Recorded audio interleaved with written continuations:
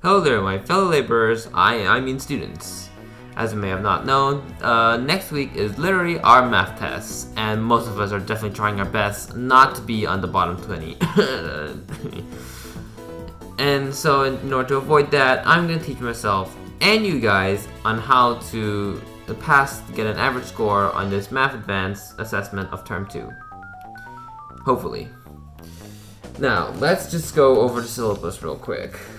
So, we have here inverse functions, absolute values, the graph of y equals ax plus b, and the other way around, how to solve it algebraically and graphically. The self-graph of y squared plus x squared equals to r squared, and you have everything around that by completing the square. Functions including y equals the square root of r squared minus x squared, and the negative version, and note as a subcircle. Solving sine, cosine, and tangent and their identities. Sine rule, cosine rule, using it along with the Pythagorean theorem.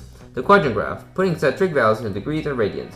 The entire algebra of sine, cosine, and tan. Sector areas, arc lengths, and all that trig circle thingies. Using all that with even more algebra. Discontinuous or continuous functions and how they put it in a graph. Using formula x brackets x plus h minus fx out of h, and find gradient of the chord or the secant. All the derivatives with their nuances, and much, much more. Oh boy, we're gonna be here for a while, aren't we? Hold on. Hello, honey? Yes, we're gonna have to postpone our marathon of The Simpsons. We've got math to cook. Now, let's start with the largest chunk that will be most likely in the test. Not recommended though, because you always have to go for the easiest of the tests. And that is trigonometry. Now, in basic trig, we have this right angle triangle. Make sure it is a right angle triangle, because that's the only triangle you can use basic trigonometry on. Now, in this triangle, we have three sides, and three angles, and to find each and every one of them, we have the formulas of sine, cosine, and tan. In sine, to find the sine angle, it is opposite by hypotenuse. If it's the angle cosine, it is adjacent by hypotenuse, and if it's tan angle, it's opposite and adjacent. However, massive disclaimer however, because these formulas are to find the sine, cosine, and tan of that angle, not the actual angle itself. If you want to find the actual angle, you gotta flip that sine, cosine, or tan over to the other equation, and then use the inverse sine, cosine, or tan over that formula. Now, another thing that's very crucial in this test is to know the basic values of trig. And here it is, because I am not saying all of that. And so once you got that, you have to remember to convert it to either degrees or radians, depending on what they ask you. Yo, you didn't make that number red. Sure thing, man. Just times it by pi out of 180. Excuse you, my good sir. I wish to get a degree in theoretical physics. Well, I can't exactly do that. I can't get you a degree, but I can turn radians back into degrees by multiplying by 180 out of pi. Alright, now you know these basics, let's get a bit more spicy now. Let's go, 360. Oh, get a bit dizzy. Okay, first let's have this quadrant map right here. And basically, each trig symbol of sine, cosine, or tan has their own angles and ranges, and if they're out of their regions, they're basically negative. But if it's inside their regions, they are positive. Sine's range is 90 to 180 degrees. Tan's region is 180 degrees to 270 degrees, and cosine is from 270 degrees to 360 degrees. The only exception is the first quadrant, which is from 0 to 90 degrees. Here, everyone's positive, and for each of the trig symbols.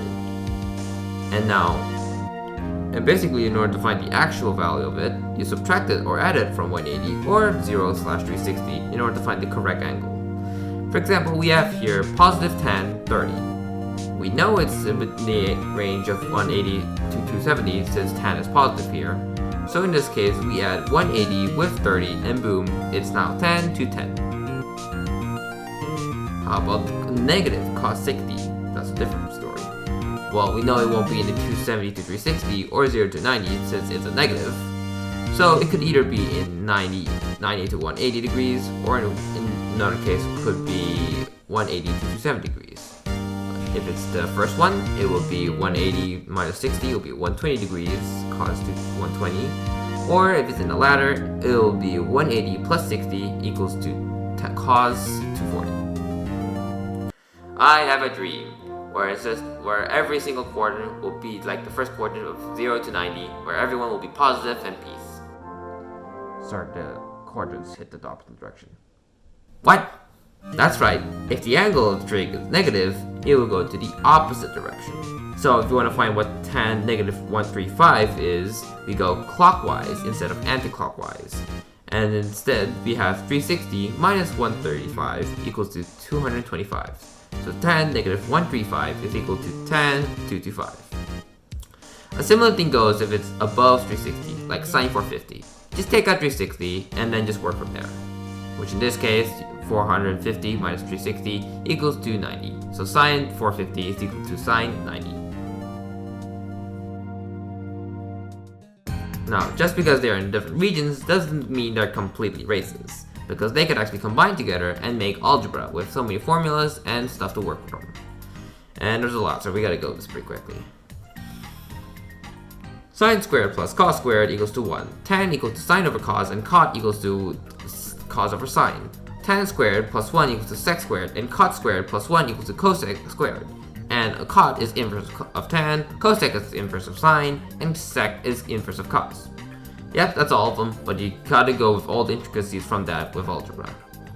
It's somewhat fairly simple, but if sometimes it gets a bit too much, like there's so many symbols like this, like geez, there's so many symbols. If that's the case, don't worry about it. An easy way to think about it is to imagine sine, cos, and the tans, all of them as like separate symbols. And you can just do basic algebra from that. So in this case, we could do like a quadratic expression, or maybe we could subtract it, or maybe factorize, whatever it is, just kind of treat it like that. Next we have sectors and arcs and lengths in a circle. But I thought trigs about triangles. Yeah, well if you cut a pizza into pizza slices, it's close to a triangle, right? Yes, I'm telling you, the Great Pyramid of Giza is actually 4 extra large pizzas stacked together. Okay, we're kind of getting off topic here. Yeah, you're right. Now, if you want to find this arc length, the formula will be the length equals to radius times the degrees of the arc itself. And mind you, it has to be in radians form. And the area of the sector itself is half r squared times the degrees, also in radian form. Oh, and if you want to find the chord, which is the thing right in the middle there, once you find the radius and the angle, just use the cosine rule of that. Speaking of cosine rule, now, what happens if your angle here is not a right angle triangle? Maybe equilateral, or maybe it's something else. Well, there's 2 ways to find lengths and angles if that's the case. If you know an angle and the length of opposite to that angle, you can use what you call a sine rule, which is sine A over A equals to sine B over B equals to sine C over C. Basically, the sine of one angle over the opposite angle is equal to the sine angle of another angle over the length of the opposite angle of that. And you can also flip all of this around as long as all of them are flipped. Remember, it's flip. It's flip or nothing. Now, how about if you only know the angle but not its opposite length? Well, if you know the lengths of the other sides, you can use what we call a cosine rule, which is basically c equals the square root of a squared plus b squared minus 2ab times cos c. And if you want to find the angle itself, if you know the length but you don't know the angle, you can swap it around. So we have the angle of c equals the cos inverse of a squared plus b squared minus c squared over 2ab. Now, just remember that when finding an angle using the sine rule, the angle could be acute or obtuse. That's right, just like a blind date, it could be a cutie or has a fat caboose like god dang. And in order to find out whether or not it actually has the 2 types of angles here, you gotta check it out. So basically you add it up, and if it's up over 180 or is 180 exactly, then only the acute counts, and you don't need to put in the obtuse. Now, you've reached this long in the video, which also is kind of like this far in the term. You've probably already forgotten about functions, and more specifically, absolute values. Basically, once you solve x inside the absolute value symbols, no matter what, it will always be a positive. Always.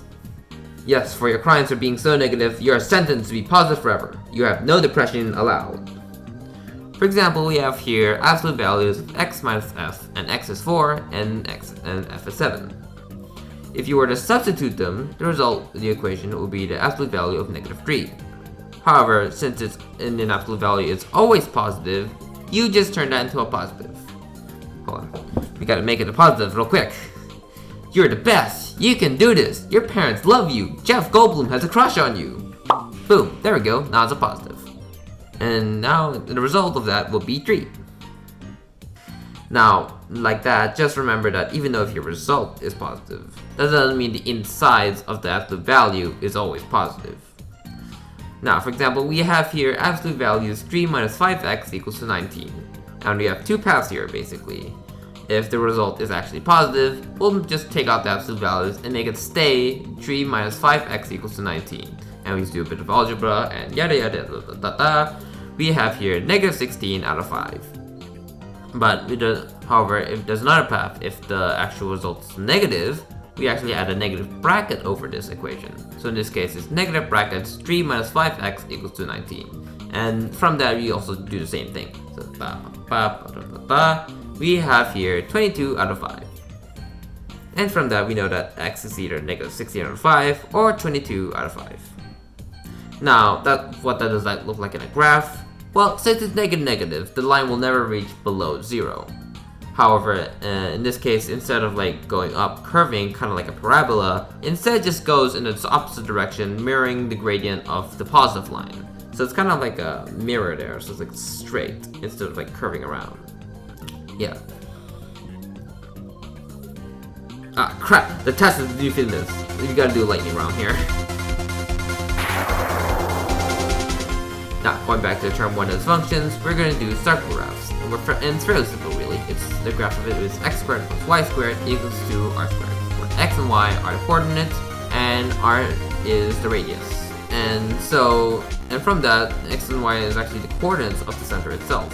So if you move it inside of that squared, we can actually move the center itself. So if it's like this, where in brackets x minus 2 squared plus y plus 3 squared equals to r squared, that means the center is moved 2 points to the right and 3 points down. Oh no! It's an extra long equation! Which is x squared minus 4y plus y squared plus 10y plus 14 equals 0. But don't worry, we can simplify this using we can complete the square. So first we turn the equation to x squared plus y squared plus ax plus by plus c equals 0. And then we just rearrange that to become x squared plus ax plus y squared plus by plus c equals 0. And then we can just rearrange that, and in order to complete the square, we do x squared plus ax plus half of a squared plus y squared plus by plus half of b squared plus c equals to negative half of a minus negative half of b. And then you just use the quadratic formula, and you basically get this. Now, symmetricals is a bit of a different story, kinda. Their equations kinda look something like this, and where y always needs to be subject for this to work. Remember, a positive root goes up, while a negative goes down. Now we have here discontinuous or continuous function. This line is separated by a single point. Point is continuity. This line is separated by an asymptote. Infinite is continuity. And this line is continuous for one spot. And we have here this is the cont, that's a tangent, and that's a chord. And to find the average rate of change of, or in this case the gradient, is f of x squared minus f functions of x1 over x2 minus x1. And the gradient of the tangent from one single point, which is what you call the derivative, and to find that is this thing. I can't say all of that. And make sure the limb stays, alright? You gotta make that stay. However, you can actually convert it simpler with this equation right here, which is if x, the function of x, equals to ax over n, then then the derivative of that will be a times n x over n minus 1. So you bring it out the power by negative 1 power in this case.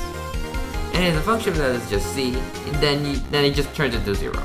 But if you have a really long equation, have a really long line of a function, you can convert them each symbol separately, and then you can work out from there.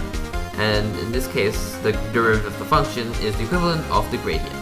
And from there, you can find x, and the gradient is the opposite direction, which is what you call a normal, is negative 1 out of m, where if you multiply both the gradient and this normal gradient, you both get negative 1. Whew, I think that's all of them. If I miss anything, please shoot me in the head. And hopefully none of y'all fail. So, good luck! You actually forgot about inverse functions and all that other functions. But I think you guys are pretty competent and smart enough since you guys learned this in last term, so I think it should be fine for you guys. So yeah, hopefully you guys don't fail, and hopefully I don't fail, because I really don't want to. And good luck, everyone!